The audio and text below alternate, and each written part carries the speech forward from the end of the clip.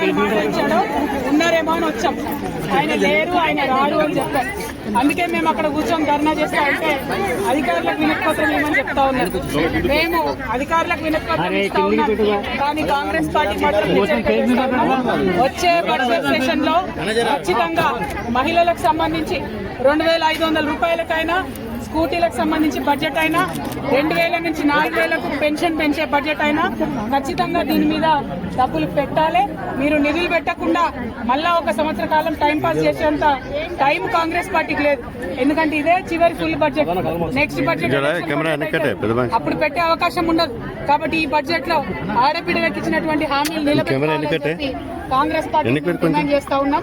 మీరు ఆడబిడ్డల ఓట్లతో పైకొచ్చినామని చెప్తున్నారు, మహిళలను కోటీశ్వర్లు చేస్తామని చెప్తున్నారు, కానీ కనీసం 2,500 హామీ ఇవ్వలేకపోవడం అన్నది సిగ్గుచేటు.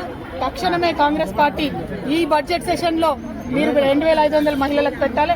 ఈ బడ్జెట్ లో కనుక మీరు పెట్టకపోతే ఇవాళ ఏదైతే హైదరాబాద్ నగరం నడిపొట్టున చూస్తా ఉన్నారో ప్రతి జిల్లా కేంద్రంలో సంవత్సరం పొడుగుతా ప్రొటెస్ట్ చేస్తూనే ఉంటాం, మహిళల హక్కుల కోసం ఉద్యమిస్తూనే ఉంటాం. అందరికి చివరికి ఆడవాళ్లకు ఇచ్చేటటువంటి ఆలోచన చేయడం లేదు ముఖ్యమంత్రి గారు. స్కూటీలు ఇవ్వడం లేదు, తులం బంగారం ఇవ్వడం లేదు, 2,500 ఇవ్వడం లేదు, 2,000 నుంచి 4,000 పెన్షన్ పెంచుతా ఉన్నారు, పెంచుతలేరు.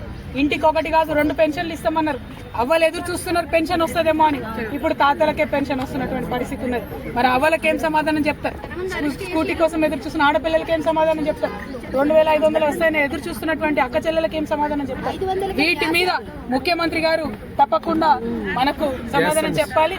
అమ్మాయి చెప్తున్నట్టుగా 500కే గ్యాస్ అన్నారు, మొత్తం అది గ్యాస్ తప్ప అందులో ఉన్నదేం లేదు, ఏమి రాలేదు. కరెంటు బిల్ అన్నారు, 100 ఇళ్లకు ఒకరికి కూడా రానటువంటి పరిస్థితి ఉంది. హైదరాబాద్ లాంటి మహానగరంలో అనేక పట్టణాలలో ఎవరైతే ఇంటి ఓనర్ ఉంటారో వాళ్ళకే